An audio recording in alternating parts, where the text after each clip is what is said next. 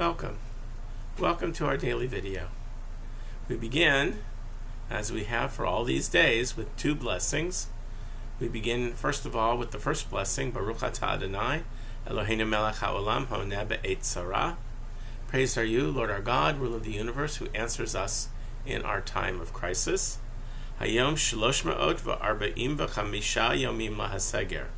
This is the 345th day in our isolation. And Baruch atah Adonai, Eloheinu melech haolam, asher kedishanu b'mitzvotav v'tzivanu la'asok b'divrei Torah.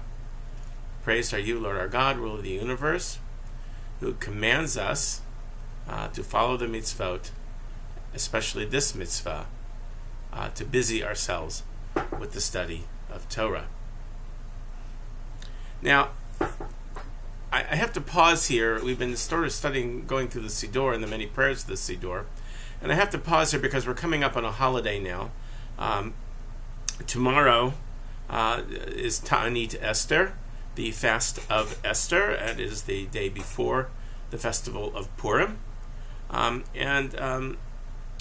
do we fast the day before Purim? Is because Esther, in the book of Esther, she asked the people of Israel to fast on her behalf because she has to go in and see the king in order to foil this plot of Haman to destroy the Jews of Persia. And of course, if she goes in and she's not invited in, the king can have her executed, unless he decides when he sees her that it's okay for her to be here, and he holds his scepter out to her so that she can come and speak to him and have permission from the king to speak. She hasn't been invited for a really long time, and so she makes it her point to go.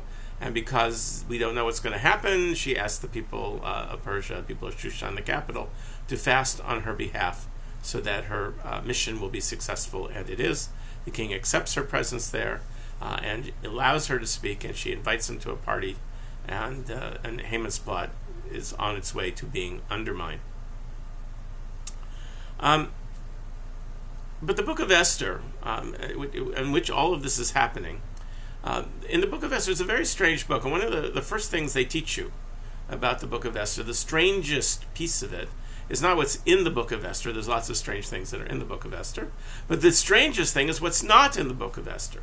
The strangest thing is that God's name is not mentioned anywhere in this book. For a book of the Bible to not mention God at all is very strange. It is the only book that has no mention of God whatsoever.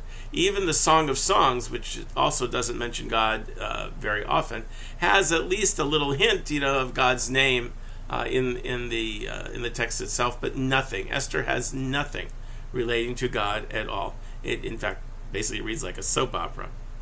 So we look at this book and we see that God's not in the book, God's not mentioned in the book, but God is definitely behind the scenes. The defeat of Haman is so complete, and his plans for killing Mordecai are exactly turned back on him. The gallows that he puts up to hang Mordecai on are the gallows that Haman himself will be hung on, will be executed on. A terrible, an awful tragedy for the Jews of Persia suddenly turns into a great victory for the Jews of Persia. And it's this complete turnaround that we see sort of gives us our indication that God must be working in the background in order to make the workings of Mordecai and Esther successful in overturning Haman's plots. In many ways, we live our own lives, just like the book of Esther. We act in our own lives as if everything good that happens to us is just one big coincidence. We get lucky, and things turned out okay. A bad day turns into a great day. And we credit ourselves and our own hard work. We credit our friends for all that we achieve. And yet, just as in the book of Esther, if we were to examine our lives closely, if we were to really see the story of our lives, we would see that God is there in the background, bringing not luck into our lives, but bringing blessing into our lives.